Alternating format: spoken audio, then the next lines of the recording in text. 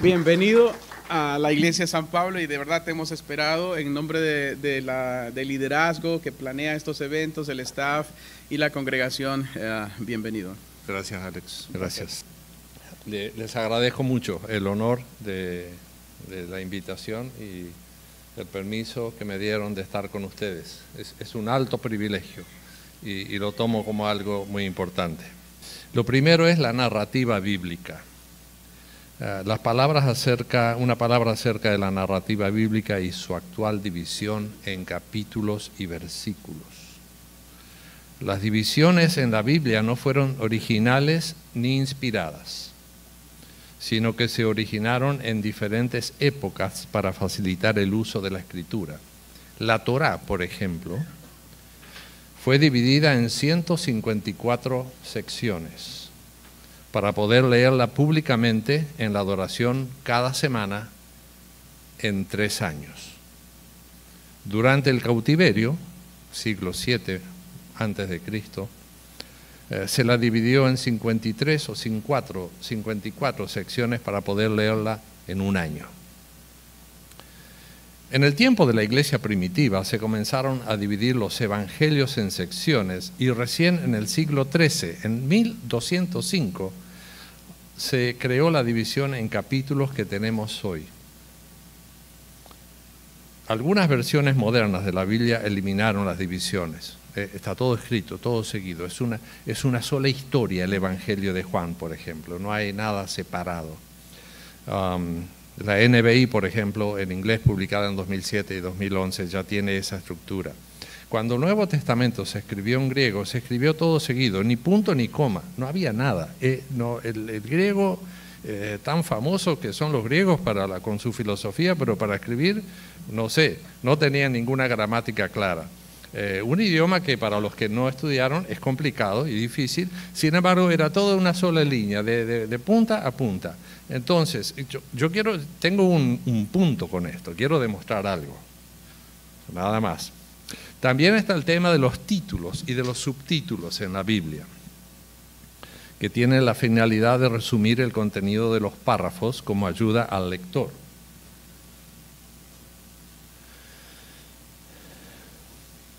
Tampoco estos títulos o resúmenes son parte original de la escritura.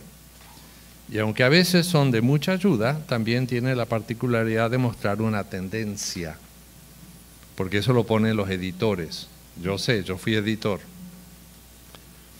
que no necesariamente es totalmente leal a la enseñanza bíblica. Ejemplo, la parábola del hijo pródigo. Podría ser llamada también la parábola del padre, paciente y perdonador, porque en realidad la parábola tiene que ver con la actitud de Dios, no con la del hijo que se fue. O podría ser la parábola de los 3 personajes o de los 2 hermanos. Esto es solo una muestra. ¿Qué es lo que el texto quiere enseñarnos en realidad? Todo esto y mucho más. Otros ejemplos es la parábola del buen samaritano.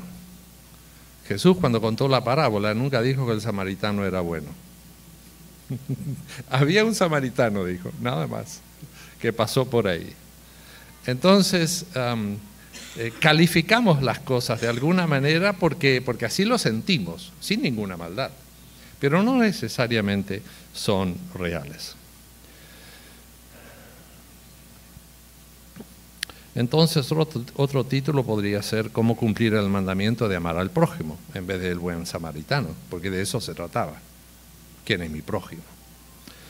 El intérprete de la ley que quería poner a prueba a Jesús quería saber quién era un prójimo al que había que amar. Entonces Jesús habla del samaritano.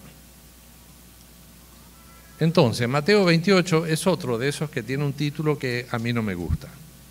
Y como hoy me dejan hablar, yo puedo decirlo. Yo lo llamaría la promesa final.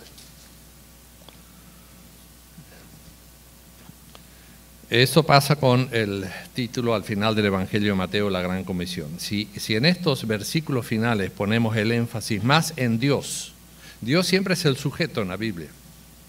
Dios siempre es el sujeto. Dios es el que conjuga los verbos. Dios vino, Dios creó, Dios amó, Dios abrazó, Dios murió, Dios resucitó. Nosotros no somos el objeto en la Biblia. Solamente somos los que recibimos del Dios que se mueve. Entonces, vamos a poner el énfasis en Dios y podríamos titular esta sección La promesa final. Yo estaré con ustedes todos los días hasta el fin del mundo. Porque después de todo, faltaban 2 o 3 minutos para que el Señor ascendiera a los cielos. Qué linda manera de terminar la narrativa de un evangelio. También se podría llamar instrucciones finales, un recuerdito que les va a dar de los últimos 3 años que vivieron juntos. Cuando vayan, no es id ni es vayan en el griego, es cuando vayan. Jesús ya dio por sentado de que iban a ir. Vamos a explicar por qué lo dio por sentado. Cuando vayan, hagan discípulos bautizando y enseñándoles a obedecer todo lo que yo les he mandado. El mandato o la comisión, entre comillas, no es ir. Estaba asumido que los discípulos iban a ir. Y ya vamos a ver cómo Dios, que es el que conjuga los verbos, mueve a su iglesia en el libro de Hechos. El mandato es hacer discípulos. Ustedes ya están yendo. Ahora, ¿qué hacemos cuando vamos? Hacemos discípulos. Y las instrucciones finales son bautizando y enseñando a obedecer. No hay un mandato de ir en Mateo, no hay imperativo. En Lucas, capítulo 24, versículos 46 a 49 y Hechos 1, 4 y 8, Jesús dice, informa, Jesús informa, no manda, informa lo que va a suceder. Sus seguidores recibirán poder. Poder significa movilización. Si tenemos poder es que se mueve. Se enciende el poder, power up, nos movemos. Y serán testigos en Jerusalén, Judea y Samaria, esto es lo último de la tierra. No es un mandato, es una información. Ya está incorporado que aquel que fue amado y bautizado va a salir a ser discípulos. Los discípulos no necesitaban programar ninguna campaña evangelística o misionera. Es casi desacertado pensar que Jesús encomendó una tarea tan importante, la gran comisión, en los últimos momentos antes de irse al cielo. La comisión de hacer discípulos comienza bien temprano en los evangelios. Síganme y yo haré de ustedes pescadores de hombres. Y eso ya empieza en el primer capítulo del Evangelio de Marcos. El ministerio de Jesús se enfocó desde un principio en entrenar a los que iban a ser discípulos. Los evangelios y el libro de Hechos están permeados con la gran comisión y hasta las epístolas. Pero ustedes son linaje escogido, real sacerdocio, nación santa, pueblo adquirido por Dios, para que anuncien los hechos maravillosos de aquel que los llamó de las tinieblas a su luz admirable. Así es que la gran comisión está basada en todo el Nuevo Testamento. También está, por supuesto, en el Antiguo Testamento, pero para eso me invitan en otro momento. Pero aunque encontré un buen resumen al principio del Evangelio de Marcos, mientras Jesús caminaba junto al lago de Galilea, vio a Simón y a su hermano Andrés, estaban echando la red al agua porque eran pescadores. Jesús les dijo, síganme y yo haré de ustedes pescadores de hombres. La segunda frase de Jesús, ya estaba el envío. El llamado es el envío. Para algo nos llama. Cuando yo estaba en la escuela primaria, mi madre pasaba la mayor parte del día en casa, principalmente en la cocina. Desde ahí me llamaba varias veces al día. Héctor, venía a la cocina. Con el tiempo aprendí a leer la mente de mi madre. Y descubrí al menos 3 razones por las que me llamaba. La primera razón era porque yo podía haber hecho algo malo, lo cual era completamente inusual. Mi hermano, por otro lado, bueno, Vamos a dejar a mi hermano tranquilo. Entonces, si yo había hecho algo mal, yo preparaba mi mejor cara de arrepentimiento, hasta se me ahogaba la voz. Venía, hagan memoria ustedes. Entonces, y la iba a ver. Esa era una razón. Algo no había hecho bien. Segundo, la segunda razón por la que mi madre me llamaba podría ser porque necesitaba continuar con la rutina diaria. Lávate las manos, es hora de comer. Prepárate para la escuela. Mi madre era la que se encargaba de mantenernos funcionando a mí y a mis hermanos. La tercera razón por la que mi madre me llamaba podía ser porque ella tenía una tarea para mí. Agarra la bicicleta, ve a la panadería, busca 2 kilos de galleta para el almuerzo. La agenda de Jesús. La madre en la cocina, Jesús en el lago de Galilea. Esa va a ser la comparación. Sugiero que cuando Jesús caminaba por el mar de Galilea y llamó a sus discípulos, él tenía estas 3 ideas en mente. Él llamó a sus seguidores en primer lugar porque hicieron algo malo y necesitaban arrepentirse. Por supuesto, los discípulos no se dieron cuenta enseguida de su necesidad de arrepentimiento. Pero con el tiempo llegaron a comprender el significado de pecado, de lo que hacían mal, de la separación de la gracia de Dios y la importancia del arrepentimiento. En segundo lugar, Jesús llamó a sus discípulos porque él necesitaba continuar con la rutina de la salvación. Él sabía a qué había venido. Formar discípulos era parte de lo que él tenía que hacer en su ministerio. Esto era parte del plan de salvación. Él vendría a la tierra, enseñaría, predicaría, entrenaría a sus seguidores, iría a la cruz, resucitaría de los muertos y luego volvería al Padre en los cielos. Jesús necesitaba mantener funcionando el plan divino de salvación. Por eso eligió a los suyos. La tercera razón por la que Jesús llamó a sus discípulos es porque tenía una misión para ellos. Pedro, agarra el bote y trae algo para comer, vamos al otro lado. La gran comisión fue dada a todos cuando fueron llamados, no al final del ministerio de Jesús en la tierra. Él vino para formar la gran comisión y comenzó a hacerlo desde el primer momento que llamó a sus personas, a sus seguidores. No lo dejó para último. La comisión, el llamamiento de servir a los demás y de amar al prójimo y ser testigos de Jesucristo comienza desde el momento en que Él nos ha llamado a su presencia. Un llamado malentendido. Esta parte me encanta, porque siempre me gusta encontrar los defectos de los discípulos, pobrecitos. Por supuesto, llevó un tiempo hasta que los seguidores de Jesús entendieron la naturaleza del llamado y el envío y las instrucciones para sus ministerios. En algún momento pensaron que ellos eran los guardaespaldas de Jesús. No molesten al maestro, sacan a estos chicos de aquí. Lucas capítulo 18.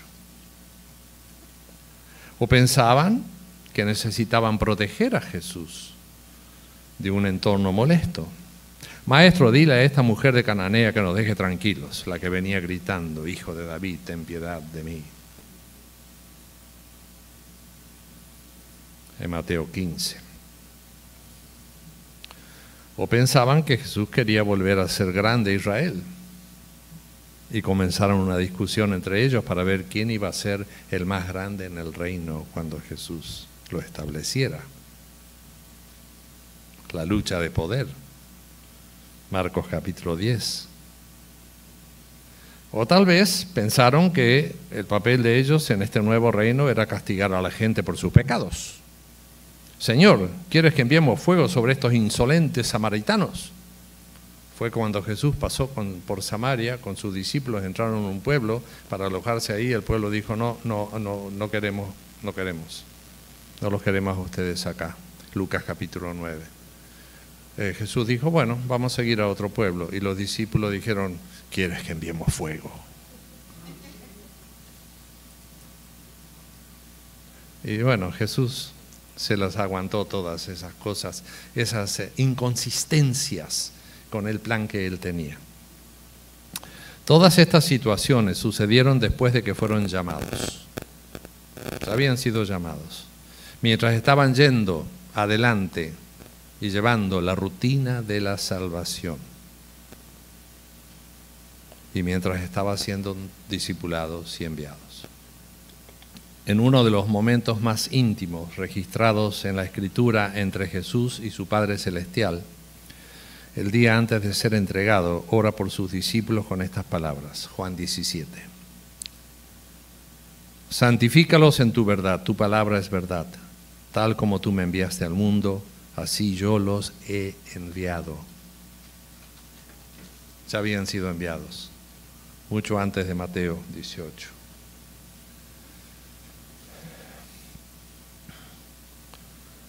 Lucas 9, Jesús envía a sus seguidores.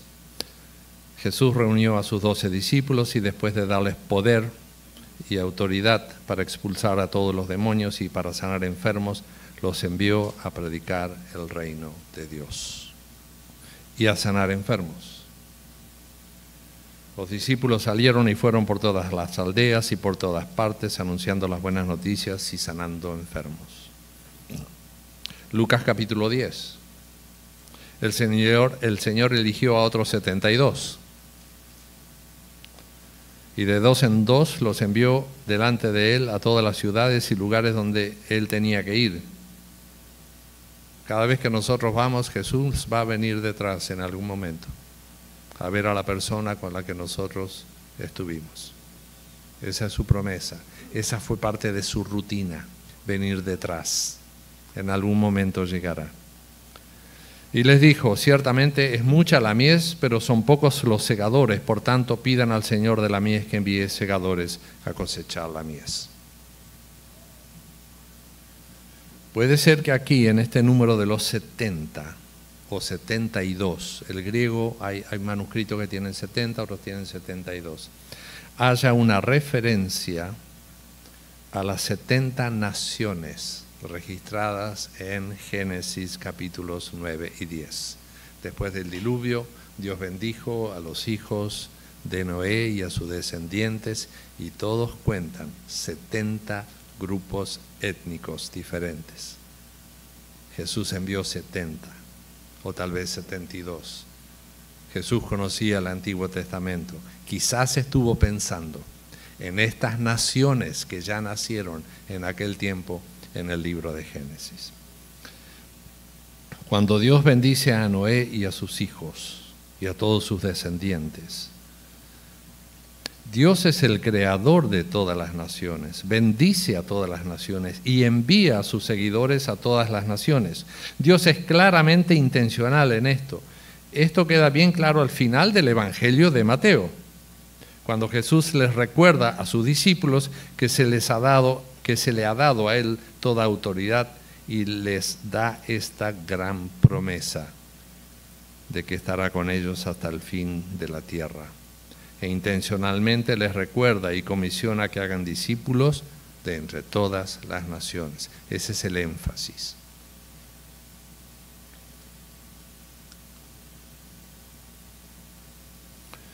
Dios es intencional. El Señor fue intencional cuando envió el poder del Espíritu Santo durante la fiesta de Pentecostés. Ahora que estaban todos juntos, los voy a agarrar, dijo el Señor. Los había traído de todas partes del mundo. Esta es la mía. Aquí vengo con la energía, con la dinamita del Espíritu Santo. Donde los judíos y prosélitos de muchas naciones se reunieron para celebrar.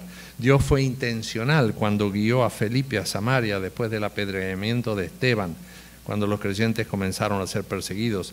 Dios fue intencional cuando redirigió a Felipe y le pidió que le predicara a un funcionario de Etiopía. Todo estaba intencionalmente empujado. Podríamos pensar que para este entonces los seguidores de Jesús entendían claramente que tenían que hacer discípulos de entre todas las naciones. Incluso después de escuchar acerca de cómo el Señor le dio vuelta la vida a Saulo de Tarso para que él pudiera, en las palabras del propio Pablo, o del propio Jesús, llevar mi nombre a las naciones, a los reyes y a los hijos de Israel. Se podría pensar que Pedro, el que siempre tomó la iniciativa en todo, entendió la intención de Dios de llegar a todas las culturas de la tierra. No lo hizo, no entendió nada Pedro. Jesús ya se había ido y Pedro seguía todavía con lo suyo. Dios tuvo que montar un operativo especial para convencer a Pedro. El Señor tuvo que mostrarle la misma visión 3 veces antes de que Pedro pudiera exclamar, en verdad. Ahora comprendo que Dios no hace acepción de personas, sino que a Él le agrada todo aquel que le teme y hace justicia, sea de la nación que sea. Hechos capítulo 10. El llamado y mandato a discipular vino bien temprano en el ministerio de Jesús. Le tomó a la iglesia toda la vida aprender a hacerlo y todavía seguimos aprendiendo. ¿Cuánta intención tenemos nosotros de alcanzar al otro? Eso es parte de nuestro ADN, el hacer discípulos. Es parte de la iglesia existe para eso, no existe para ninguna otra cosa. La iglesia existe para traer el amor del Señor Jesús a los que están confundidos y perdidos. Dios todavía es intencional. La promesa de Jesús de estar con nosotros siempre está todavía vigente. El Espíritu Santo no perdió poder. La cosecha sigue siendo abundante, los obreros siguen siendo pocos, o al menos seguramente podríamos usar más obreros. La muerte y resurrección de Jesús sigue siendo nuestra motivación. La gracia de Dios todavía nos abraza para perdonar nuestra ceguera y egoísmo. Es por la gracia de Dios y su firme intención que nosotros todavía hoy escuchamos el llamado a arrepentirnos, a continuar con la rutina de la misión y el llamado a asumir la tarea de hacer discípulos de todas las naciones.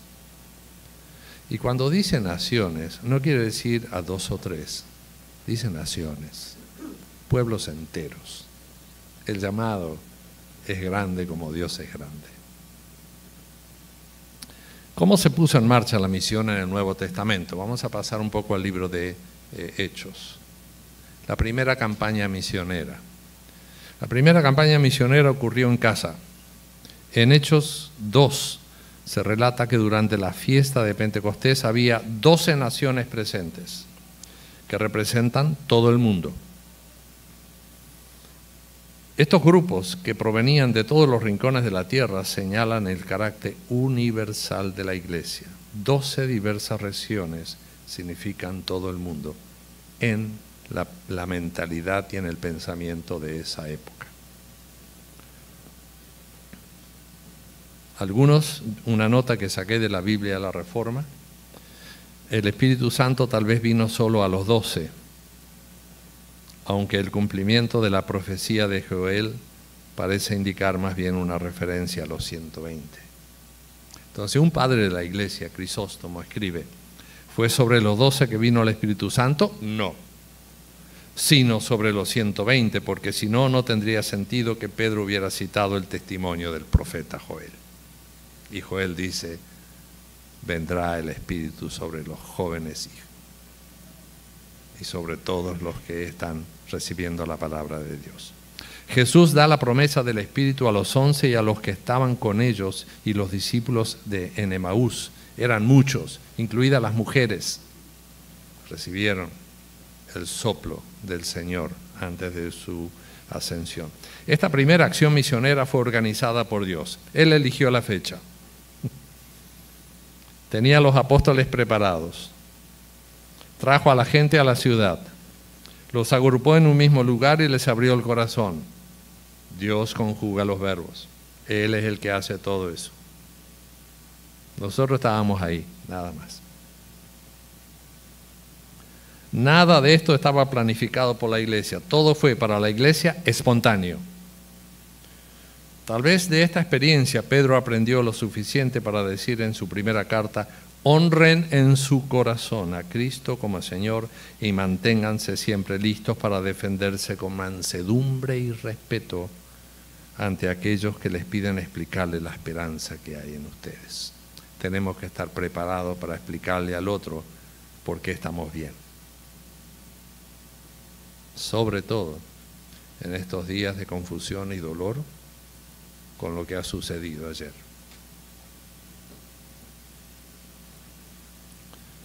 Voy a hacer un paréntesis,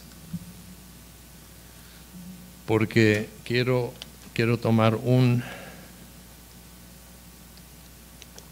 detalle en la misión y en la actividad de la iglesia que a veces se nos escapa, y tiene que ver con el lenguaje.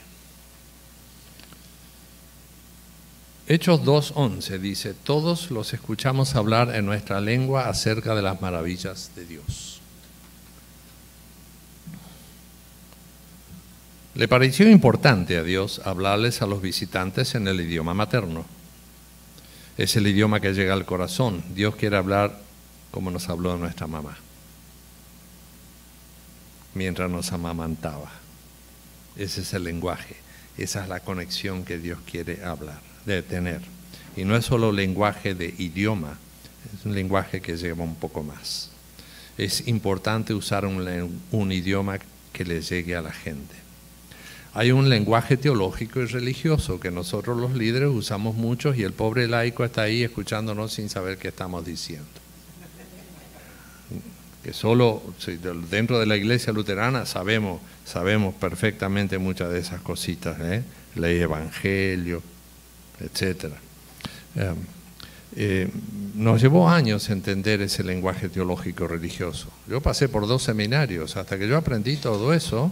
Yo tengo capacidad para hablar con otro pastor de lo que es la teología sistemática y la consubstanciación y la usía, y hay un lenguaje para todo eso. Por ejemplo, el evangelio, la justificación. ¿Qué es la justificación? Por la fe. Esos son todos conceptos que requieren cierto estudio previo para que comiencen a tener significado. Igual le decimos a alguien: usted ha sido justificado. Qué bueno, dice, pero no tiene idea de qué significa. La liturgia es un lenguaje, de cualquier forma, es un lenguaje. Persignarse es un lenguaje. En mi pueblo se moría un italiano y venía la rosa fúnebre con todos los autos detrás que salían de la iglesia católica, y las viejitas cuando lo veían, ¡ah! 3 veces. Ay. Se murió 3 veces, no sé por qué lo hacían. No sé por qué lo hacían, pero eso es un lenguaje. Algo está diciendo al que no sabe, algo está diciendo esa señal, la señal de la cruz. Nosotros en nuestra iglesia lo usamos mucho, pero tenemos un significado.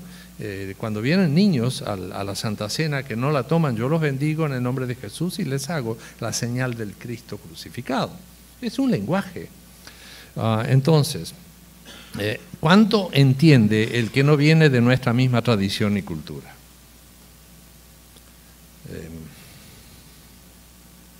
Arrodillarse para recibir la Santa Cena es otro lenguaje. Hay un lenguaje que aprendemos y que arrastramos hasta nuestros días y que proviene de nuestro grupo étnico, de nuestra cultura. De nuestra congregación, de la escuela. En algunos casos es un lenguaje cargado de historia. ¿Nos comunicamos bien con ese lenguaje, con los demás, con los que nos rodean? Es un llamado a reflexionar en la forma en que voy a transmitir con un lenguaje la simpleza del Evangelio. Hay un lenguaje corporal. Es un lenguaje. Alex Merlo, yo sé que está con las manitos así, pero él es porque tiene frío. O sea, no. Con los gestos hablamos más fuerte que con las palabras. Claro que te amo. Como personas individuales nos comunicamos con un lenguaje personal. Como congregación también. Los vecinos ven que este cuerpo del Señor se reúne a comer la Santa Cena. Estamos diciendo algo. ¿Qué mensaje corporal está dando mi congregación? ¿Representa aquel que es la cabeza? Dios usó lenguaje corporal para las cosas más importantes. En Génesis capítulo 1, Dios usó la palabra para crear. Y dijo Dios, hágase la luz, y ahí apareció el sol y todo eso. Y dijo, y todo se hizo. En Génesis capítulo 2, cuando Dios nos creó a nosotros, la corona de la creación, lo más importante, el Señor no dijo una sola palabra. Para armarnos a nosotros, cuando dijo voy a hacer al hombre, vamos a hacer al hombre a nuestra imagen, no dirigió hágase el hombre, se embarró las manos y nos sopló aire de sí mismo y nos dio su imagen y su semejanza. El Señor se embarró para hacer lo más lindo de la creación. Ese es el lenguaje de Dios.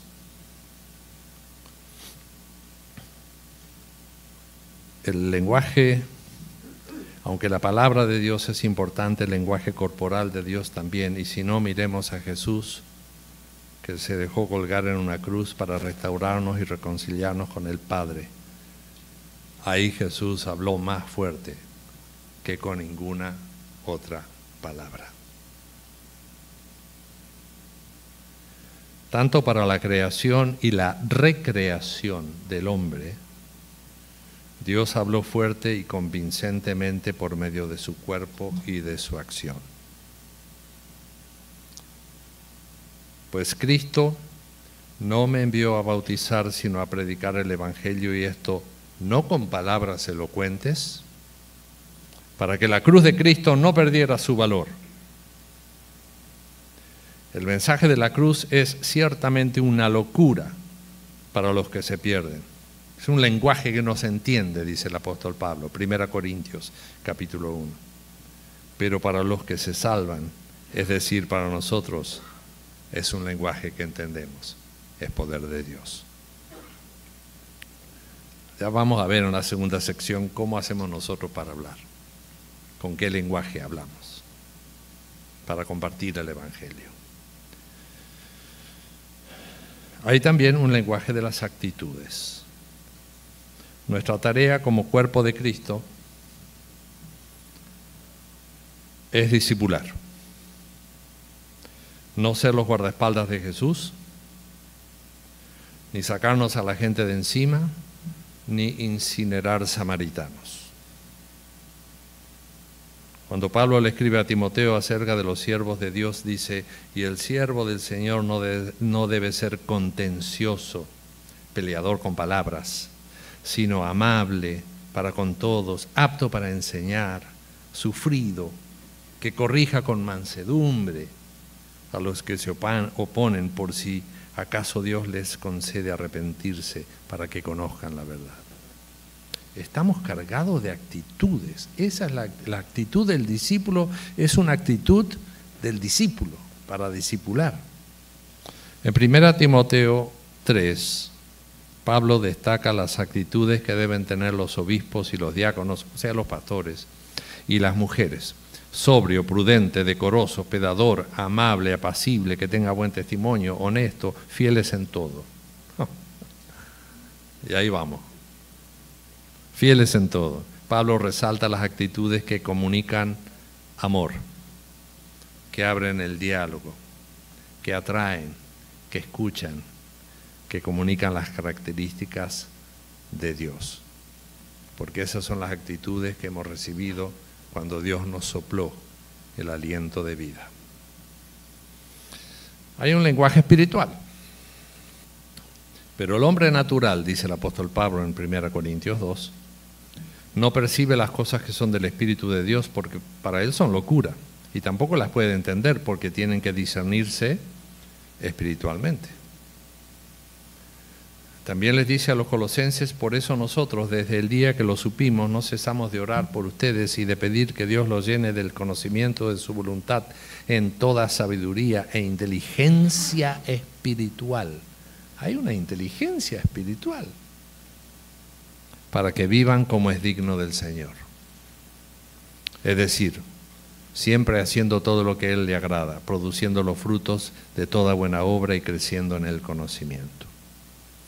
En el contexto de estos pasajes, Pablo expone que nuestro lenguaje no es sabiduría de este mundo. Son una sabiduría revelada por el Espíritu Santo, que lo examina todo, aún la sabiduría de Dios. 1 Corintios 1.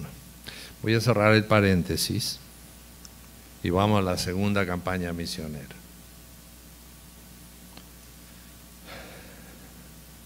Esta segunda acción misionera tampoco fue planificada. No fue planificada por la iglesia. En la primera acción misionera Dios se encargó de la táctica. Trajo a la gente a donde estaban los creyentes. Esta segunda acción misionera ocurre a partir de la predicación de un diácono. Esteban, el que había sido elegido para preparar el desayuno. Él había sido elegido para servir a las mesas, mientras los apóstoles predicaban la palabra. A partir de su defensa de la fe comienza la persecución y los creyentes huyen para salvar su vida y el mensaje del Evangelio y se dispersan. Es como si Dios dijera, ustedes encárguense de discipular, yo me encargo de movilizarlos. De una u otra manera, aunque costó la vida de uno. Los que se habían dispersado iban por todas partes anunciando el Evangelio, dice el Hechos capítulo 8. Dios se encarga de las estrategias. Nosotros escuchamos que hemos sido enviados y vamos. Dios ya pone en manos nuestras las formas. Una nota, quiero detenerme un poco en el sermón de Esteban. Y hoy, si tienen tiempo, se lo leen completo. Es absolutamente tremendo. Está en Hechos capítulo 7. Los 12 convocaron a todos los discípulos y les dijeron, no está bien que desatendamos la proclamación de la palabra de Dios para atender a las mesas, así que hermanos, busquen entre ustedes a 7 varones de buen testimonio que estén llenos del Espíritu Santo y de sabiduría para que se encarguen de ese trabajo y así nosotros podemos continuar orando y proclamando la palabra. Y Dios tenía otra idea. La iglesia es asamblea. En asamblea tomó una decisión. Nosotros predicamos, ustedes preparan el desayuno.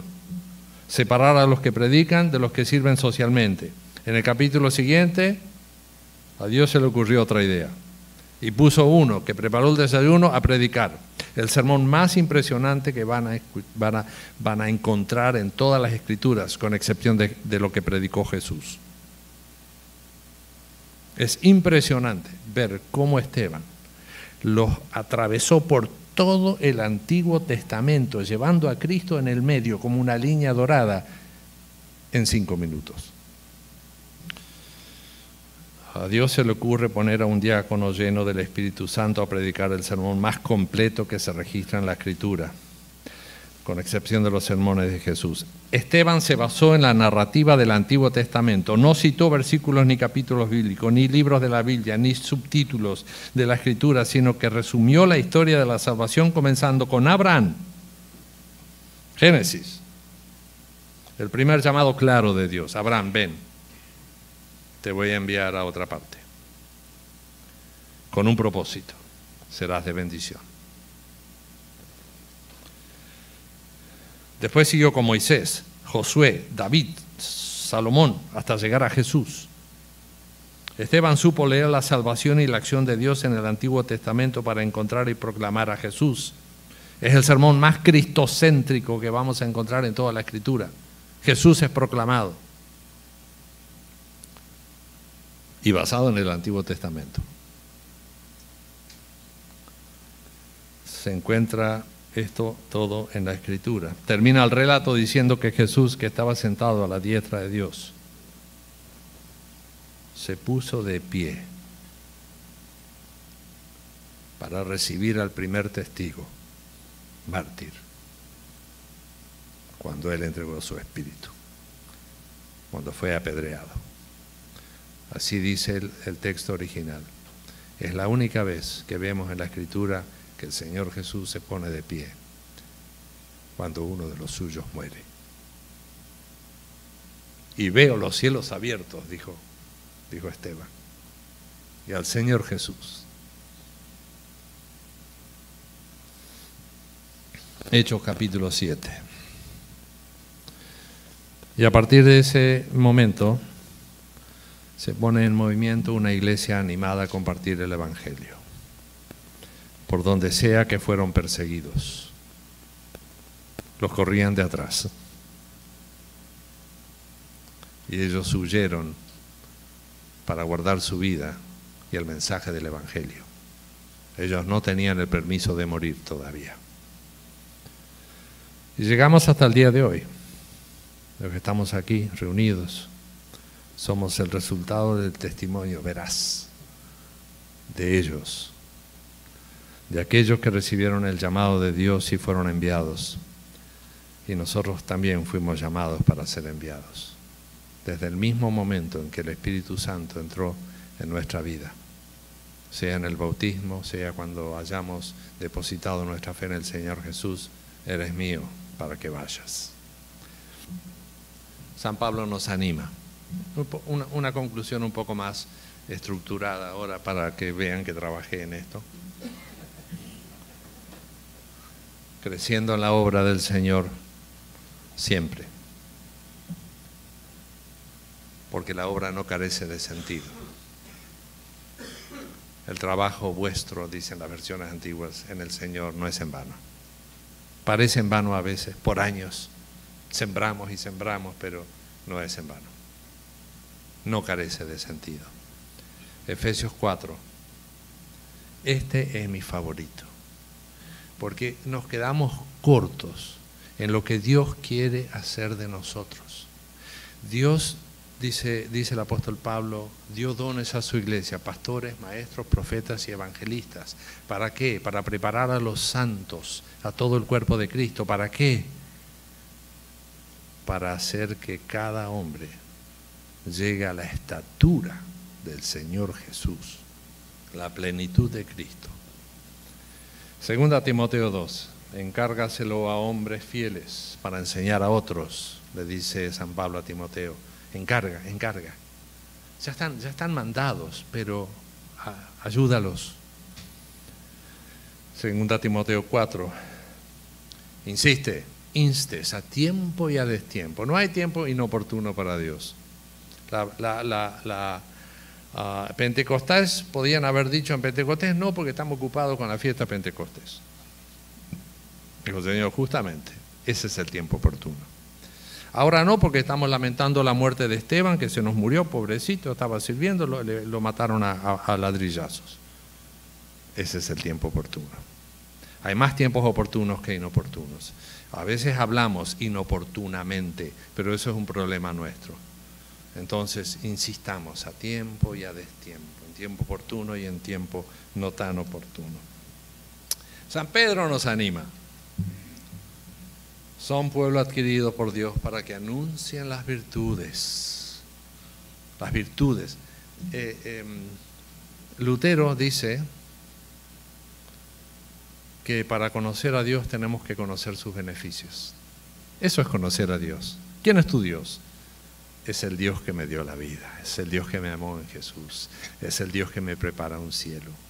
Conocemos sus beneficios, es el Dios que perdonó mis pecados.